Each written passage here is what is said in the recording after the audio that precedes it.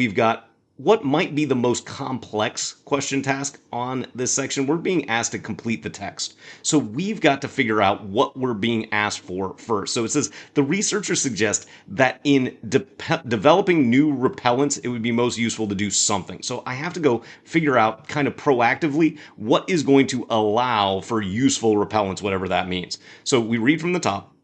Many mosquito repellents contain natural components that work by activating multiple odor receptors on mosquitoes' antennae.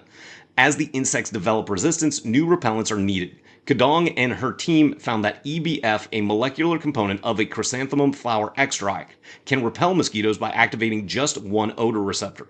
And this receptor, OR31, is present in all mosquito species known to carry diseases. So it's all about addressing this receptor. So we need to focus on the receptor OR31.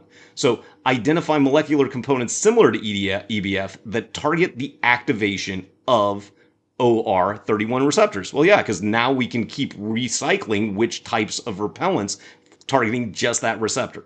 Now, it's not about extracting molecules specifically for chrysanthemum, so we can eliminate choice B for that reason. Verify the precise locations of the receptors on the antenna. We're not concerned with that. And determine the maximum number of different odor receptors. Well, no, we're not trying to determine any sort of maximum, so we hopefully can understand why choice A would fit in that blank.